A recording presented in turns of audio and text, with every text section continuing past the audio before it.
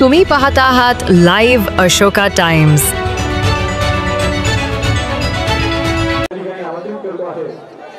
सन्माननीय सुजातदादा आंबेडकर युवा नेते वंचित बहुजन आघाडी जोरदार तालींच्या गजरामध्ये आपण ऐकणार आहोत सुजातदादा आंबेडकर यांना।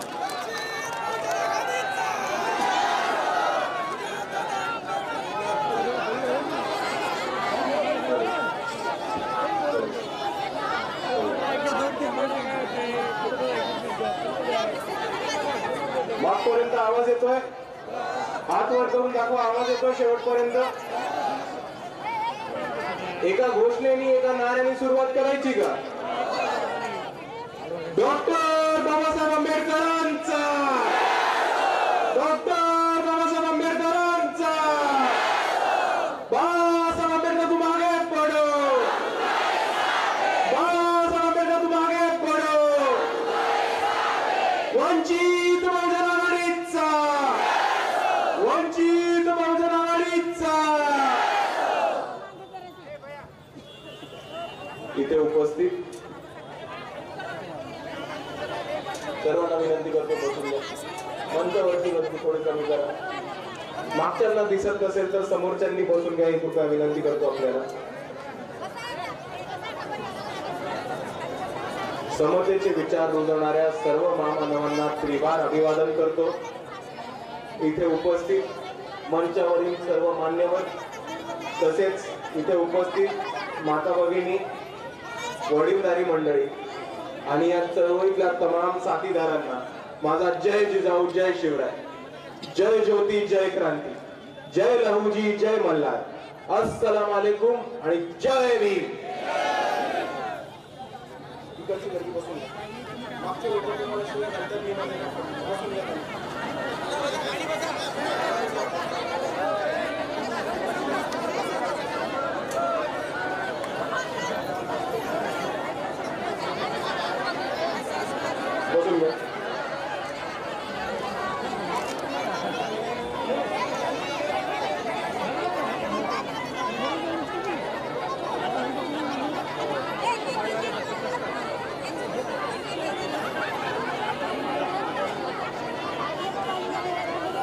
सुरू करायचं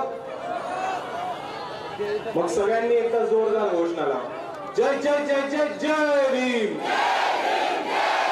जय जय जय जय जय भीम। सुरुवातीलाच मला काही कार्यकर्त्यांसाठी आणि पदाधिकाऱ्यांसाठी काही सूचना द्यायची। हिंगोलीच्या तमाम कार्यकर्त्यांना, पदाधिकाऱ्यांना माझी ही विनंती आहे, ही सूचना आहे की आपण सर्वांनी आपापल्यातल्या समन्वय वाढवा। आपलं कोऑर्डिनेशन काय, आपण कार्यक्रम काय घेतोय त्याच्यामध्ये जरासं ताळमेळ ठेवा आणि आपापल्या मधलं भांडणं मिटवून सगळ्यांनी एकत्र येऊन त्या नेत्याच्या मागे उभं, एका पक्षाच्या मागे उभं तातडीने कामाला लागलं। आपल्या सर्वांना माहिती आहे की आता आपल्या सर्वांसमोर स्थानिक स्वराज्य संस्थांच्या निवडणुका लागणार आणि ह्या स्थानिक स्वराज्य संस्थांच्या निवडणूक ज्या आहेत त्या निवडणुका मी मानतो की ह्या तळागाळातल्या कार्यकर्त्यांच्या निवडणुका आहेत आणि वंचित बहुजन आघाडी हा तळागाळातल्या कार्यकर्त्यांचा पक्ष असल्यामुळे ह्या येणाऱ्या निवडणुका त्या वंचित बहुजन आघाडीच्याच कार्यकर्त्यांच्या निवडणुका आहेत, हे मला आपल्या सर्वांच्या समोर मांडायला हवं। आणि म्हणून मी इकडे म्हणतो की बाहेरनं किती लोक आली, कितीही मोठ्या नेत्यांनी आपल्या पक्षाकडे कोलंट्या उड्या मारल्या तरी स्थानिक स्वराज्य संस्थेमध्ये वंचित बहुजन आघाडीची तिकीट ही वंचित बहुजन आघाडीच्याच कार्यकर्त्यांना मिळणार आहेत, अजून कोणाला नाही। आणि हेच म्हणत असताना तमाम पदाधिकाऱ्यांना, कार्यकर्त्यांना ही सूचना आहे की आपल्याला आपलं काम वाढवायला लागणार आहे, आपल्याला आपला लोकसंपर्क वाढवायला लागणार आहे, आपल्याला शेवटच्या माणसापर्यंत पोहोचायला लागणार आहे आणि शेवटच्या माणसापर्यंत पोहोचून वंचित बहुजन आघाडी कोण आहे, वंचित बहुजन आघाडी काय करते आणि सत्तेत आल्यानंतर वंचित बहुजन आघाडी काय करणार आहे हे शेवटच्या माणसाला समजून सांगणं हे आपल्या सर्वांचं काम। आणि हेच बोलत असताना ही जी निवडणूक आहे ती स्थानिक कार्यकर्त्यांची निवडणूक आहे आणि स्थानिक प्रश्नांची निवडणूक। आपण मुंबईमध्ये काय केलं, अकोल्यामध्ये काय केलं, नांदेडमध्ये काय केलं, औरंगाबादमध्ये काय केलं, ह्यांनी तुमच्या वॉर्डामध्ये तुमच्या गणामध्ये, तुमच्या गटामध्ये फरक पडणार आहे का? नाही. फरक पडणार आहे तर इकडच्या कार्यकर्त्यांच्या कामाचा, इकडच्या कार्यकर्त्यांच्या लोकसंपर्काचा आणि इकडे कार्यकर्त्यांनी हातात घेऊन सोडवलेल्या प्रश्नांचा. म्हणून परत एकदा मी तमाम कार्यकर्त्यांना, पदाधिकाऱ्यांना एवढीच विनंती करतो की स्थानिक प्रश्न हातात घ्या, शेवटच्या माणसापर्यंत पोहोचवा, शेवटच्या माणसापर्यंत जाऊन त्यांच्या समस्या समजून घ्या. आणि जेव्हा तुम्ही इकडच्या तळागाळातल्या माणसाच्या, कष्टकऱ्यांच्या, शेतकऱ्यांच्या, सर्वसामान्यांच्या हातातले प्रश्न, पोटा पाण्याचे प्रश्न, जीवन मरणाचे प्रश्न जोपर्यंत हे हातात घेऊन सोडत नाही तोपर्यंत आपल्याला यश येणं स्थानिक स्वराज्य संस्थेमध्ये अवघड.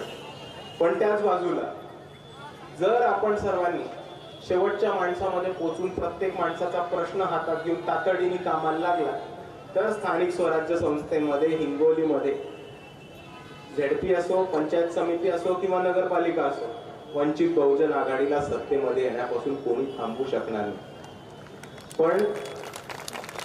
पण मित्रांनो, हे तुमच्या सर्वांच्या हातात आहे. पुढच्या येणाऱ्या काळामध्ये तुम्ही किती लोकांपर्यंत पोहोचता, तुम्ही किती लोक पक्षापर्यंत जोडता आणि तुम्ही किती लोकांची कामं करून देऊ शकता, लोकांची कामं सोडवून देऊ शकता, त्याच्यावरती हे पुढचं गणित राहणार आहे. आणि म्हणून मी म्हणतो की येणाऱ्या निवडणुका आपल्या हातात आहेत, आपल्या पदाधिकाऱ्यांच्या हातात आहेत. पण त्या निवडणुका जिंकायच्या की नाही हा निर्णय सुद्धा तुम्हाला घ्यायचा आहे आणि त्याच पद्धतीने त्याच्या कामाला लागायचं, त्याच्यावरती ऍक्शन मोड मध्ये आपल्याला तातडीने जायचं. दुसऱ्या बाजूला आपला समन्वय नसला, पदाधिकाऱ्यांमध्ये भांडणं असली, पदाधिकाऱ्यांमध्ये समन्वय नसला तरी काय फरक पडत नाही.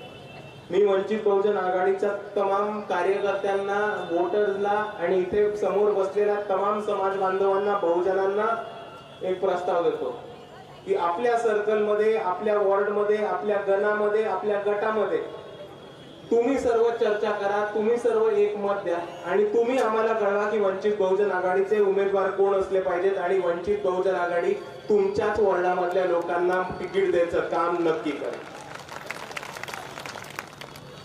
आणि मित्रांनो, हेच बोलत असताना आपण समजून घ्या की आपल्या हिंगोलीमध्ये काम करायला प्रश्न भरपूर आहेत, लोकांच्या समस्या भरपूर आहेत. एक मोठं उदाहरण बघितलं तर कितीतरी वर्षांमध्ये आपल्या हिंगोली जिल्ह्यामध्ये कोणत्याही प्रकारचं औद्योगिकरण झालेलं नाही, कोणताही नवीन कंपनी आली नाही, कोणताही नवीन प्रकल्प आला नाही, कोणतीही नवीन फॅक्टरी आली नाही. इथे तरुण शिकून सवरून पुढे येतात, हाताला नोकरी नसते म्हणून मुंबई, पुणे, औरंगाबाद या ठिकाणी स्थलांतरित होतात. दरवर्षी शिकून सवरून तरुण पुढे येतात, पण ज्या पद्धतीने त्यांना नोकऱ्या मिळायला पाहिजे होत्या, ज्या पद्धतीने त्यांना रोजगार उपलब्ध मिळायला पाहिजे होता, त्या पद्धतीने नसल्यामुळे बऱ्याचसा तरुण इथे शहरामध्ये, इतर शहरांमध्ये स्थलांतरित होतो. आणि ह्या प्रश्नावरती आपल्या सर्वांना हात घालायचा. कारण मुद्दा समजून घ्या मित्रांनो, हिंगोलीमध्ये शेतकऱ्यांना धरून, कष्टकऱ्यांना धरून आणि सर्वसामान्यांना धरून टेक्सटाईलचे प्रकल्प, सोयाबीनचे प्रकल्प, ऍग्रिकल्चरच्या फॅक्टरी त्या सहज उपलब्ध करून, उघड्यात करून इकडच्या तरुणांना, सर्वसामान्यांना, नागरिकांना रोजगार देण्याचं काम इकडच्या सत्ताधाऱ्यांना सहज करता आलं असतं. झेडपीच्या मार्फत करता आलं असतं, खासदारांना करता आलं असतं, आमदारांना करता आलं असतं, नगरपालिकेला करता आलं असतं. पण हे कोणीही केलं नाही. हे त्यांनी याच्यासाठी नाही केलं कारण इकडच्या सत्ताधाऱ्यांना, ज्या लोकांना आपण सत्तेमध्ये बसवले, ते उबाटा सेनेचे खासदार असो किंवा बाकीचे आमदार असो, त्यांना फक्त आणि फक्त स्वतःचे खिशे भरायचे आणि सत्तेमध्ये येऊन त्या सत्तेच्या जोरावरती पैसा कमवायचा. इकडच्या एकाही माणसाला सर्वसामान्यांचा उद्धार, गरिबांची मदत आणि तरुणांना रोजगार मिळवून द्यायचं काम करायचं नाही. आणि म्हणून मी आपल्या सर्वांना एवढंच म्हणेन की जर आपल्याला ही परिस्थिती बदलायची आहे तर आपल्याला वरती बसलेले सत्ताधारी बदलायला लागणार आहे. एकदा तुम्ही या सत्ताधाऱ्यांना निवडणुकीमध्ये पाडा, त्यांना घरी बसवा आणि कष्टकऱ्यांचा, शेतकऱ्यांचा, कामगारांचा, सर्वसामान्यांचा प्रतिनिधी सत्तेमध्ये बसवा आणि तो इकडे हिंगोलीमध्ये रोजगार उपलब्ध करून देण्याचं काम नक्की करेल। आणि ह्याच पार्श्वभूमीवर मी आपल्या सर्वांना आश्वासन देतो की जर वंचित बहुजन आघाडीचे जिल्हा परिषदेमध्ये आणि नगरपालिकेमध्ये सत्ता आली तर जिल्हा परिषदेमार्फत 5000 रोजगार महिन्याला आणि महानगरपालिकेमार्फत 2000 रोजगार महिन्याला उपलब्ध करून देण्याचं काम वंचित बहुजन आघाडी हिंगोली जिल्ह्यामध्ये नक्की करणार। त्याच बाजूला दुसरी आपण जर समस्या बघितली तर आपल्याला हे दिसेल की कितीतरी वर्ष झाले हिंगोली हा दुष्काळग्रस्त घोषित केलेला आहे, तरी इतके वर्ष झाली असेल तरी इकडच्या शेतकऱ्यांना विमा मिळत नाही, कर्जमाफी मिळत नाही आणि वसुली करायला येतात आणि वसुली आपल्याकडे वसुली करायला आले की त्यांना पाठ राखण मिळतं इकडच्या सत्ताधाऱ्यांचं। आणि मित्रांनो, हे षडयंत्र समजा, शेतकऱ्यांची लूटमार करणं, शेतकऱ्यांच्या गरड्यावरती पाय ठेवणं आणि त्याच्यातनंच सावकारांनी कारखानदारांनी स्वतःचे खिसे भरणं आणि इकडच्या प्रस्थापितांना इकडच्या सत्ताधाऱ्यांना पैसे पुरवणं आणि त्यांनाच परत निवडून देणं, हे गेले 25 वर्ष साजिश आणि कट कारस्थान हे आपल्या हिंगोलीमध्ये उभं राहिलेले। आणि आपल्याला जर बंद करायचं असेल, आपल्याला जर शेतकऱ्यांना विमा मिळवून द्यायचा असेल, आपल्याला जर शेतकऱ्यांना कर्जमाफी मिळवून द्यायची असेल तर आपल्या सर्वांसमोर एकच उपाय, तो उपाय काय आहे? वंचित बहुजन आघाडी। वंचित बहुजन आघाडीचे कार्यकर्ते, पदाधिकारी, उमेदवार निवडून द्या आणि मी तुम्हाला आश्वासन देतो की वंचित बहुजन आघाडीचे निवडून आलेले उमेदवार सदस्य हे कर्जमाफी आणि विम्यासाठी शेतकऱ्यांच्या नेहमीच लढत राहतील आणि नेहमी इकडच्या शेतकऱ्यांच्या पाठीशी उभे राहतील। मित्रांनो, आणि एका बाजूला आपण पूरग्रस्ताची परिस्थिती बघतो, एका बाजूला दुष्काळ भाग इतके वर्ष हिंगोली घोषित झाला होता आणि मागच्या 2-3 महिन्यामध्ये जो पाऊस झाला त्या पावसामुळे खूप मोठं नुकसान इकडचं झालं। त्या नुकसानमध्ये सरकारने जी मदत आपल्याला उपलब्ध करून द्यायचं आश्वासन दिलं होतं ती मदत कोणापर्यंत पोहोचलीच नाही। आणि दुसऱ्या बाजूला आपण ती मदत जर बघितली तर ती अतिशय क्षुल्लक अशी मदत होती। जर एका शेतकऱ्याचा 1 हेक्टर जमीन पाण्याखाली गेली असेल तर त्याला फक्त 8500 रुपये देत होते। इथेच पंजाब सरकार 5 लाख पर्यंत रुपये एका हेक्टर साठी देत होतं। आता तुम्हाला कळेल की शेतकऱ्यांची किती किंमत इकडच्या सरकारने मोजली। एका हेक्टरच्या मागे जिथे महाराष्ट्र सरकार 8500 देतं तिथे पंजाब सरकार 5 लाख देत होतं। आणि ही परिस्थिती अख्ख्या महाराष्ट्रामध्ये आली। जिथे जिथे नुकसान झाले पुराचं तिथे सरकारची मदत पोहोचली नाही आणि जिथे सरकारची मदत पोहोचली ती मदत अतिशय अपुरी ठरली। आणि दुसऱ्या बाजूला हा पाऊस आला गेल्या 3-4 महिन्यात, मी तो मान्य करतो की खूप मोठ्या प्रमाणात आला। इतका पाऊस मराठवाड्याने कधी बघितला नव्हता हे पण आपल्या सर्वांना माहिती आहे। पण एवढ्या मोठ्या प्रमाणात पूर का आला हे सुद्धा आपल्याला समजून घेतलं पाहिजे। एवढ्या मोठ्या प्रमाणामध्ये जो पूर आला, जो नुकसान आलं आणि जे पाणी साचलं त्याचं एक मोठं कारण म्हणजे इथे झालेलं अनधिकृत बांधकाम आणि इल्लीगल प्लॉटिंग।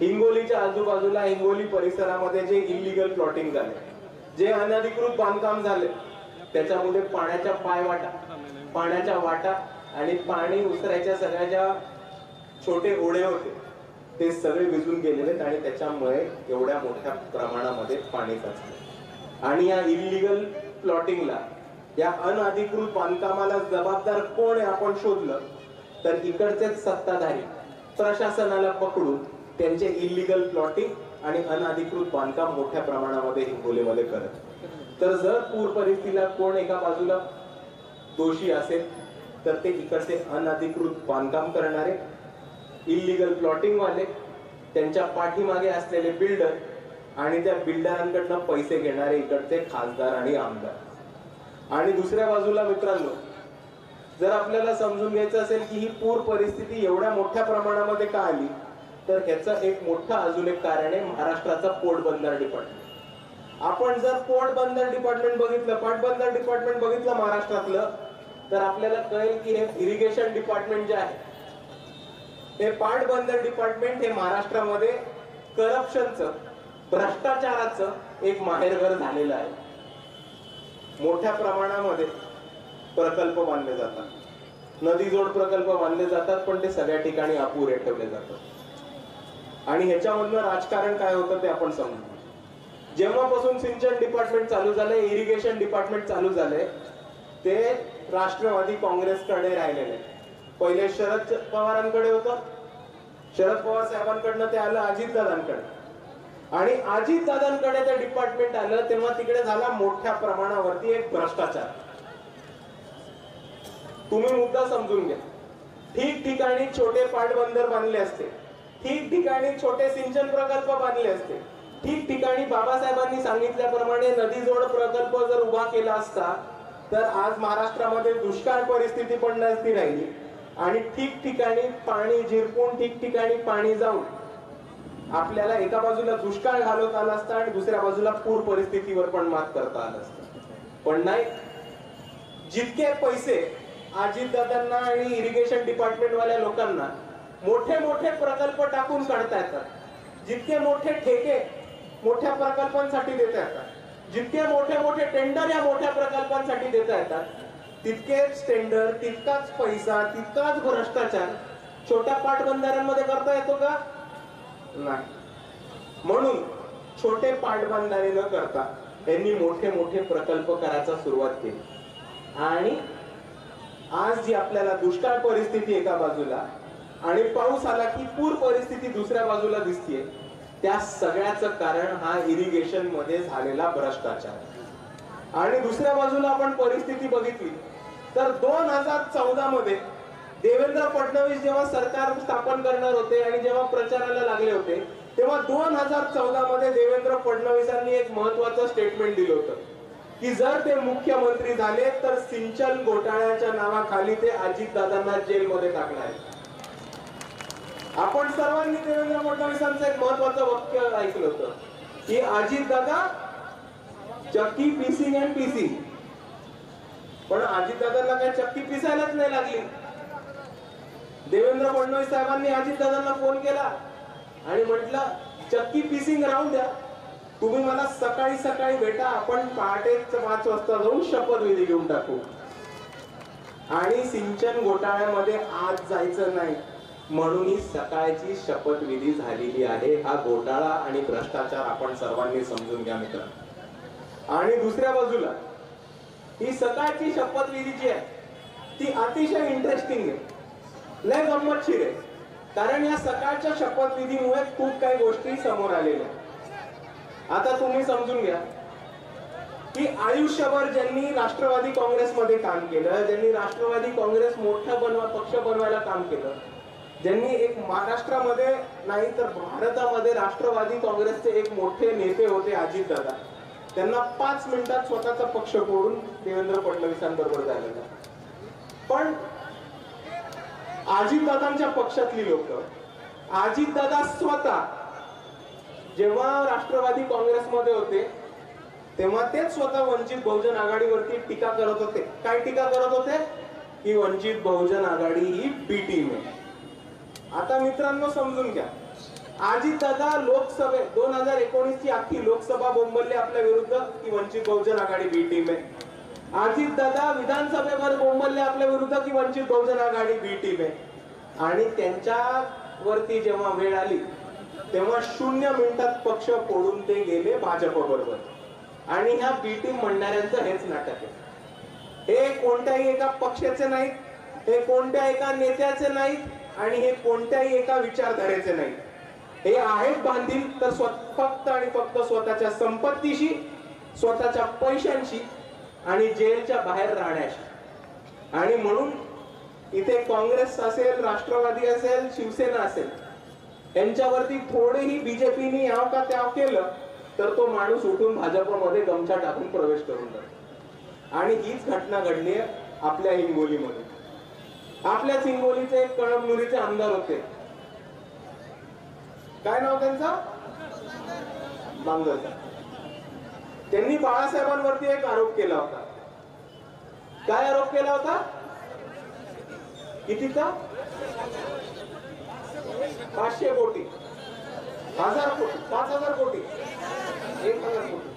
हे बघा किती आकडे घेतले कोणाला माहिती. पण बांगर साहेब बोंबल्याला पुढे. पण आता बांगरांचाच विषय पकडा. जेव्हा बांगरांनी आपल्यावरती आरोप केला तेव्हा ते कुठल्या पक्षात होते?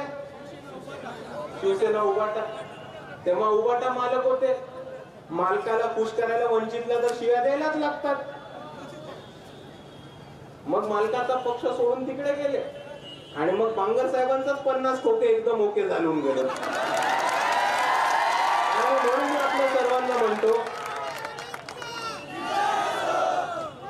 आणि म्हणून मी आपल्या सर्वांना म्हणतो की या बी टीम वाल्यांचं एक गोष्ट समजून घ्या.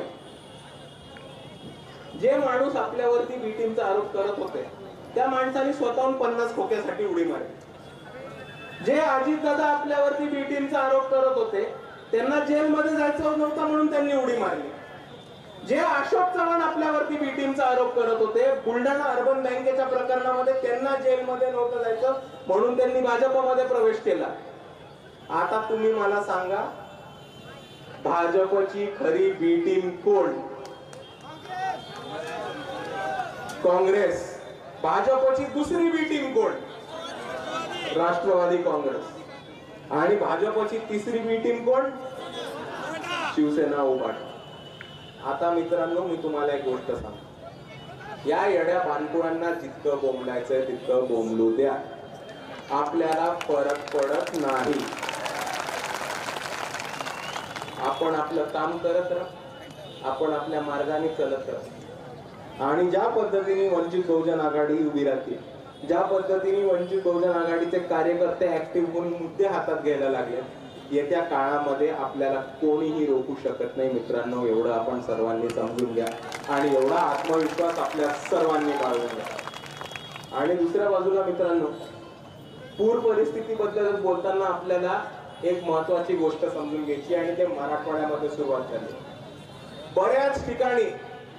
बऱ्याच ठिकाणी आता शेतकऱ्यांनी एक मोहीम हातात घेतली आहे की अधिकारी असतील, प्रशासकीय अधिकारी असतील, जर कर्जमाफी मिळाली नाही, जर विमा मिळाला नाही किंवा दुसऱ्या बाजूला जर पूरग्रस्तांना आर्थिक मदत मिळाली नाही तर हे या अधिकाऱ्यांची गाडी फोडायचा प्रयत्न करतात आणि गाडी फोडायचा प्रकल्प चालू केलेला आहे.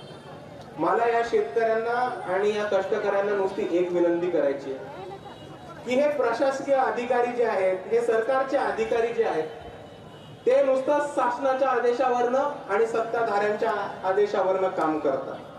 तुम्ही या गुलामांना, चाकऱ्यांना पकडून काही होणार नाही. तुम्हाला पकडायचं असेल तर पकडा आणि सत्ताधाऱ्यांच्या गाड्या फोडा. कारण सत्ताधाऱ्यांच्या गाड्या फोडल्याशिवाय आपले पैसे काय मान्य होणार नाही. ते आपल्या सर्वांनी समजून घेतलं पाहिजे.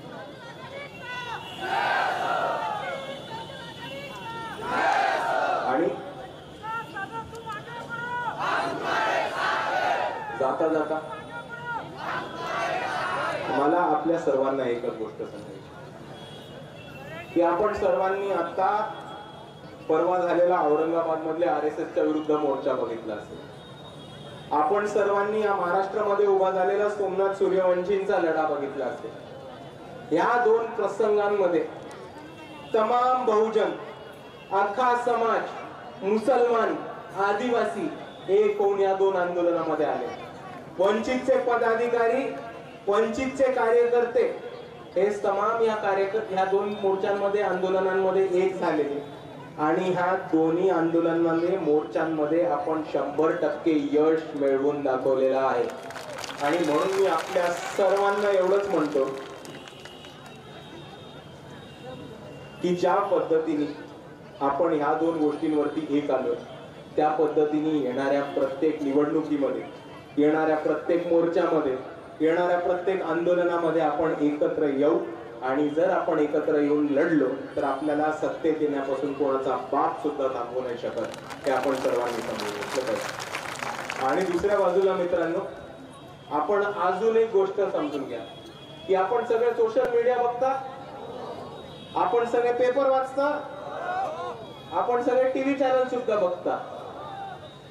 आणि आपण सगळं जमिनीवरती राजकारण काय चालू आहे ते सुद्धा समजून घेतो. आणि आपल्यामधल्या सगळ्या राजकीय समज असलेल्या लोकांना, आपल्यामधल्या सगळ्या जाणकारांना एक गोष्ट कळून चुकलेली आहे की आता महाराष्ट्रामध्ये वंचित बहुजन आघाडीचा धाक आलेला आहे, धाक. आणि ह्या राज्यामध्ये, या महाराष्ट्रामध्ये आता कोणता पक्ष असेल ज्याच्या धाकामुळे भाजप मागे जातं, तर तो फक्त आणि फक्त वंचित बहुजन आघाडी आणि अजून कोणताही पक्ष. आणि प्रत्येक आंदोलन असेल, प्रत्येक मोर्चा असेल, प्रत्येक मुद्दा असेल, प्रत्येक गोष्टीवरती आंदोलन कोणी केलं असेल तर ते वंचित बहुजन आघाडीने केलं. पूरग्रस्तांच्या मदतीला कोण धावून गेलं तर ते वंचित बहुजन आघाडी आहे. अडाणीच्या विरुद्ध कोणी मोर्चा केला तर ते वंचित बहुजन आघाडी. गायरांचं आंदोलन जर कोणी उघडलं तर ते वंचित बहुजन आघाडीने केले. दुष्काळ परिस्थितीमध्ये जर कोणी आंदोलन केलं असेल शेतकऱ्यांसाठी तर ते वंचित बहुजन आघाडीने केले. कोरोना काळामध्ये उद्योग धंदे मंदिरं चालू करण्यासाठी जर कोणी आंदोलन केले तर ते वंचित बहुजन आघाडीने केले. कंत्राटी कामगारांच्या विरुद्ध जर कोणी आंदोलन केले तर ते वंचित बहुजन आघाडीने करून दिले. सोमनाथ सूर्यवंशींना न्याय कोण मिळवून दिला? आणि या महाराष्ट्रामध्येच नाही तर या भारतामध्ये RSSच्या कार्यालयावरती मोर्चा काढणारा पहिला पक्ष कोणता होता? आणि म्हणून मी म्हणतो मित्रांनो, वंचितांचा धाक आलाय, हा धाक असाच राहिला पाहिजे एवढं म्हणून मी थांबतो. जय भीम, जय संविधान.